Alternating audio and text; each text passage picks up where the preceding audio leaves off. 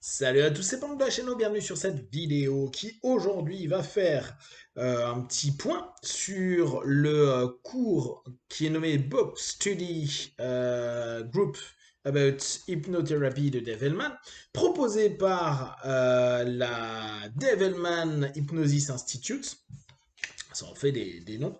Euh, tout ça pour être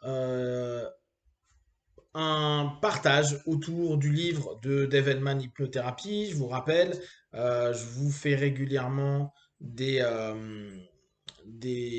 retours sur l'ouvrage en question, hein, celui-ci, Hypnothérapie. Vous pouvez trouver les premiers chapitres expliqués, en tout cas partagés avec ma vision des choses sur cette chaîne et puis sur la playlist qui est dédiée. Je vais continuer. Peut-être que il y aura des éléments que je vais pouvoir rajouter au fur et à mesure de ce cours-là. Donc, c'est parti pour 12 semaines. Donc, à ne pas confondre, je fais d'un côté la Milton Erickson Institute et de l'autre côté la Dave Hellman Hypnosis Institute. Donc là, on est sur deux cheminements très différents. Et première chose qui m'a étonné, c'est complètement le format du cours. Donc, on se retrouve là, on doit être 8-9. En réalité, on doit être 6-7 parce que sinon, c'est pas forcément des apprenants, c'est des personnes qui passent, soutenir, aider, etc., etc. C'est plutôt sympa.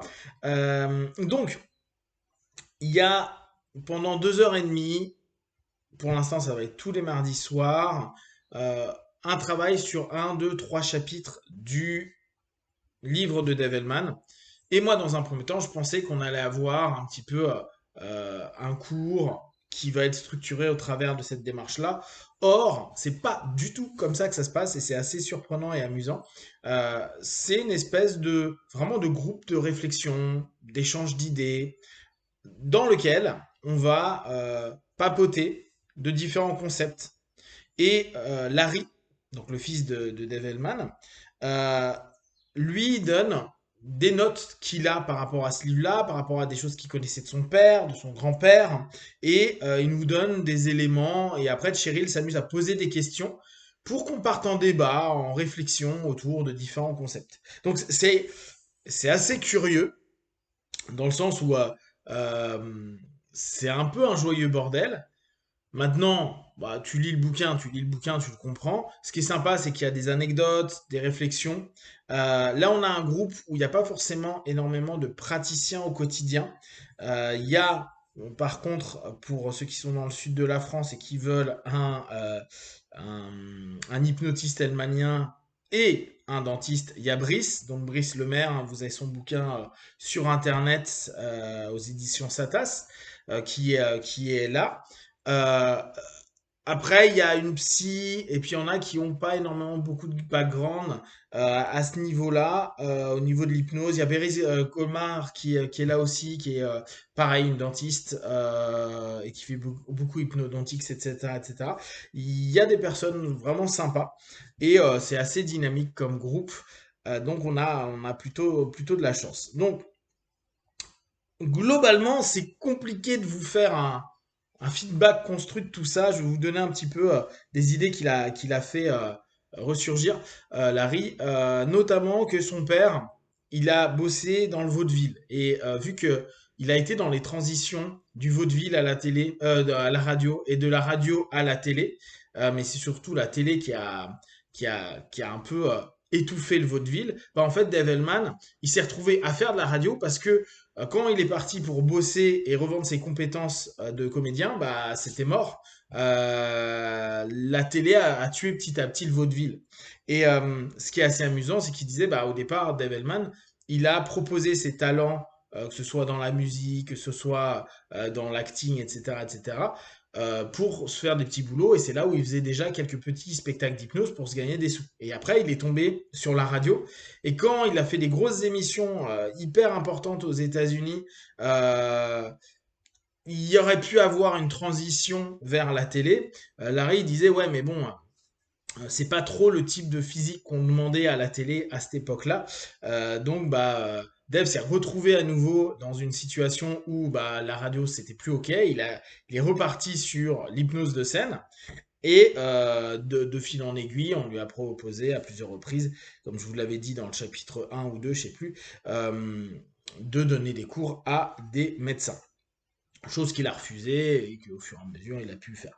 Donc ce qui est intéressant aussi sur la vie de Devilman, ce que disait Larry, il disait que il a été hyper influencé par son grand-père qui s'appelait Jack.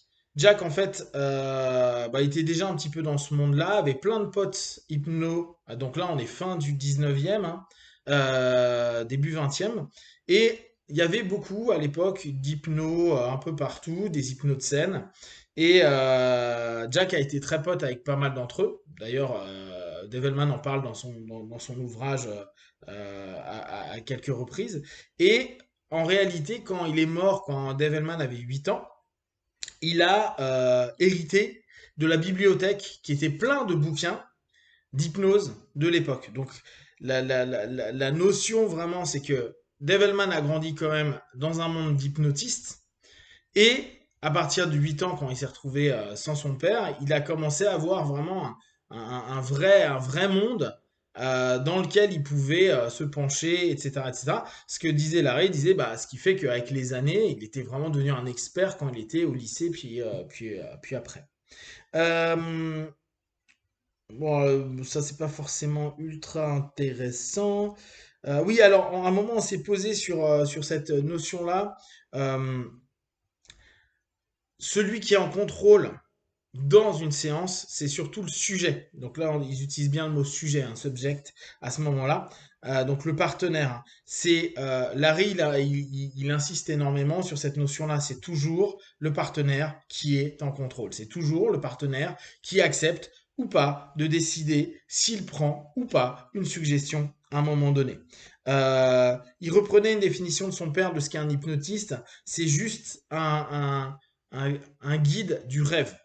Donc, je trouve que c'est assez sympa. Je pense que certains vont bien aimer cette définition-là.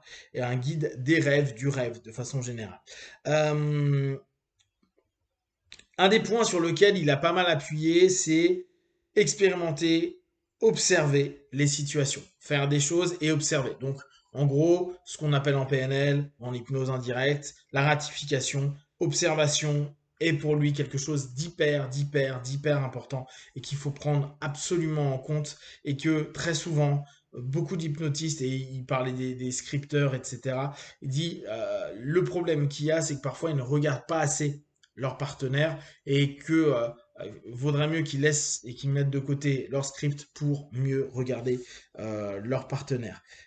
Pour voir toujours comment une personne réagit parce qu'on va adapter notre sémantique, notre façon de faire en fonction de la réaction de nos partenaires. Donc ça, il l'a mis pendant un paquet de temps, observer le client, observer les situations, etc., etc. Après, on a un peu papoté sur le facteur critique, donc tout le monde a un peu donné son idée de ce qu'était le critical factor, le facteur critique. Globalement, ce que dit Larry, c'est un filtre de protection, c'est une porte qui s'ouvre à un moment donné et qui crée des différents niveaux d'acceptation des choses. Bon, il a donné des exemples de son grand-père qui bossait sur une jeune fille à un moment donné, et également de son grand-père, donc Jack, qui jouait peu quand il avait son cancer avec ses enfants après s'être fait beaucoup d'auto-hypnose. Donc il disait que Dave Hellman a quand même grandi dans cette notion où il y avait une certaine efficacité dans l'hypnose avec des feedbacks intéressants. Euh, Ça, c'est intéressant parce que oui, ça regroupe le, ce que je vous disais il y a quelques jours là sur ce que Jeffrey Rezeg partageait. L'hypnose commence à un moment ou à un autre, en tout cas Milton Erickson lui à ce moment-là le faisait comme ça, avec un changement un petit peu de timbre de voix, de tonalité, d'orientation, de rythme, etc. Et ce qui est amusant, c'est que Larry dit à peu près la même chose. Il dit que la tonalité va être assez important Alors, il n'y a pas forcément de rythme pour lui. Lui, c'est vraiment la tonalité. Et il disait, la tonalité va être aussi important que le mot. Bah, on le sait bien, hein. Et en plus, la langue française, où on va beaucoup appuyer sur certains mots, on va laisser couler d'autres mots, et, etc., etc. La tonalité va énormément modifier. Pour lui, il y a autant d'importance sur la tonalité que sur le mot. Pour les personnes qui font de la PNL, en somme, il y a autant d'importance sur le tonal pardon, l'auditif tonal ou l'auditif digital. Bon, après, on a papoté, d'ailleurs, on a fini sur ça, sur ce qu'on appelle waking hypnosis. Donc, vous savez, c'est cette hypnose éveillée où la traduction est plus ou moins une hypnose sans transe. Alors, moi, là-dessus, il y a pas mal de choses où je suis pas tout à fait OK. Parce que pour moi, le waking hypnosis, c'est-à-dire sans mettre d'induction factuellement proposée, en gros sans rituel, nos suggestions ont un impact sur quelqu'un. Oui, ça, j'ai pas de problème. Sauf que, au bout du compte, parce qu'il y a trois éléments d'induction, focalisation, confusion, saturation et ou interruption de pattern, on sait qu'il y a une induction. Donc, à chaque fois que moi qu'on me parle de waking et hypnosis, j'ai du mal parce que je me dis oui, il y a peut-être pas une induction instantanée ou quelque chose qu'on voit qui est ritualisé, qu'on se dit tiens là c'est de l'hypnose. Pour autant ça existe et c'est amusant parce que regardez c'est ce dont on parlait euh, avec Mimil et la différence qu'il proposait entre le traditionnel et ce que lui mettait en place, ce que Ericsson mettait en place. Je dis bien Ericsson, je dis pas forcément les Ericksoniens parce que après chacun a pu interpréter. Euh, ou, comme je vous avais dit, il faisait une espèce d'induction que moi je nommerais thérapeutique, plus qu'une induction hypnotique, pour proposer solutions et suggestions déjà dans ce débat-là, ce qu'on a appelé ultérieurement un petit peu l'hypnose conversationnelle. Et bah, pour moi, le waking hypnosis, c'est la même chose. Donc on retrouve quand même, et c'est là où vous voyez à quel point le tradi, comme l'appelait Zeg, a influencé bah, tout le monde, que ce soit bah, de Dave Hellman, ce qui est logique, vu que son père bah, il était quand même hypnotiste du 19e, et Milton Erickson, ce qui est normal parce qu'il a eu un background avec la lecture des hypnotistes du 19e, ce qui fait que bah, on retrouve clairement les mêmes choses, et ça je trouve ça assez génial. Après, bien sûr, la différence s'est faite avec le temps, et puis les expériences, et puis aussi les jobs qui étaient mis en place. Donc, vous voyez pas énormément de grosses infos ou de grosses news. Je me rends compte quand même, et ça je le dis depuis pas mal d'années, que moi j'aime mettre en avant l'hypnose hellmanienne. Vous le savez, je tente de le faire, j'en parle depuis 2011-2012, avec des vidéos, avec des ouvrages, etc. etc.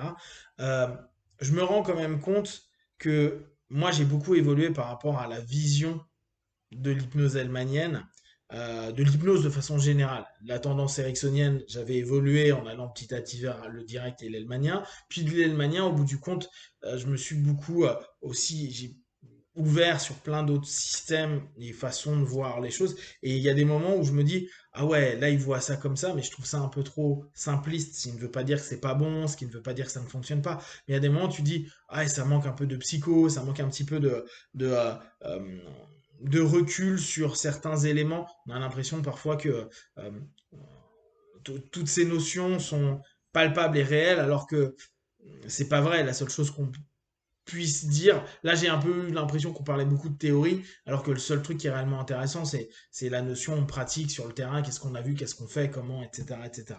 Euh, mais je trouve ça vraiment passionnant. Moi j'aime beaucoup, je trouve que c'est une jolie base l'Allemagnien. Et je suis profondément, moi, sur cette base-là, même si après, je suis parti sur pas mal de choses. Et ce que je vous disais la semaine dernière, je pense que c'est intéressant que on commence par des bases en direct, alors après tendance Hellmanienne, McGill, qu'importe ces trucs-là. Et petit à petit, avec le temps, avec la réflexion et avec l'expertise qu'on peut avoir vis-à-vis de ces phases ritualisées, de ces façons de fonctionner, pouvoir mieux comprendre le boulot d'Erickson et cogiter si on a envie d'aller sur cette notion indirecte au fur et à mesure. Et je trouve que ça fait vraiment un cheminement qui demande du temps, hein, qui va demander peut-être une décennie ou deux décennies pour vraiment maturer les choses et avoir une structure qui ressemble à quelque chose de de cohérent, comme a pu être les démarches des différents anciens à cette époque-là, qui ont eu chacun leur cheminement. Là, on parle d'Hellman, mais pensez bien, hein, il y a eu énormément d'hypnos, que ce soit en France, en Allemagne, aux États-Unis, bien sûr, en Angleterre, qui ont développé plein de choses. Et là encore, je vous invite toujours, vous, à développer votre façon de cogiter, de voir et surtout de pratiquer. La seule chose qui est réellement intéressante, c'est pratiquer votre hypnose en cabinet. Voilà. Si vous avez des questions, des remarques partagées sur Facebook, YouTube, j'y répondrai le plus rapidement possible. Et comme d'habitude, de tout ce que je propose, ne prenez que ce qui est bon et juste pour vous tester, observer, analyser et conclure. Be one. Ciao.